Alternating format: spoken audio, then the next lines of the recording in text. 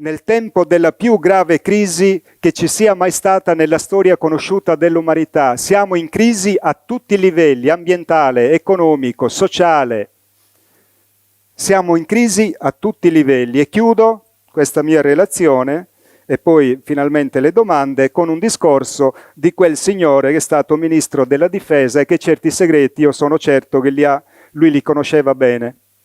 I wish that I were in a mood for good humor, but I'm not. We are hell-bent in the direction of destroying our planet, and frankly, we appear to be doing very little about it.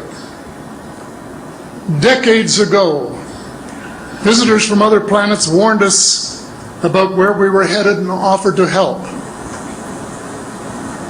But instead, we, or at least some of us, interpreted their visits as a threat and decided to shoot first and ask questions after. The inevitable result was that some of our planes were lost, but how many were due to retaliation and how many were as a result of our own stupidity is a moot point. They, the military, must have been and still are so paranoid that they feel it necessary to use the visitors' technology to fight them off,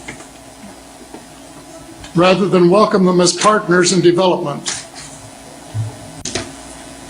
Stephen has said that talking about UFOs is passé, and that we should be talking or limiting our talk to exopolitics. Well, Stephen, I agree with you in theory, but in reality we have a problem when official U.S. policy insists that UFOs don't exist. The veil of secrecy must be lifted, and it has to be lifted now, before it's too late.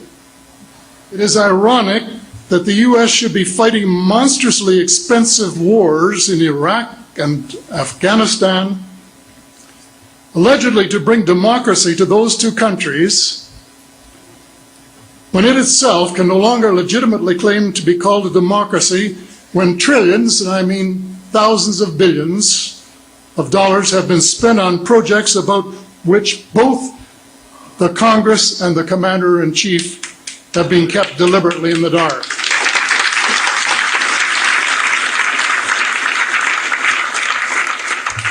How much has been accomplished in 60 years of feverish activity by some of the most educated minds in the United States? Has America developed flying saucers that are visually indistinguishable from the visitors, as alleged? And if so, what do they propose to do with them? Even more critical, what progress has been made in the development of clean energy sources that could conceivably replace fossil fuels and save the planet from becoming a veritable wasteland? Well, who has the answers? Someone does, but apparently they aren't telling either secretaries of defense or presidents because they don't have, quote, a need to know. In a story told by Dr. Stephen Greer, President Clinton was asked a question by White House reporter Sarah McClendon about why he didn't do something about disclosure. And Clinton replied, "Sarah, there's a government inside the government, and I don't control it." Excuse me, doesn't the Commander-in-Chief and the person who allegedly has their finger on the nuclear trigger have a right to know what his subordinates are doing? The people of the United States who have paid the bills have the right to know. The people of the world demand to know because it is our descendants too whose lives are in mortal danger. It is time for the people of the United States to launch a new war against the evil of lies, deceit, and darkness, and go all out to win the victory of truth and transparency and light. Thank you.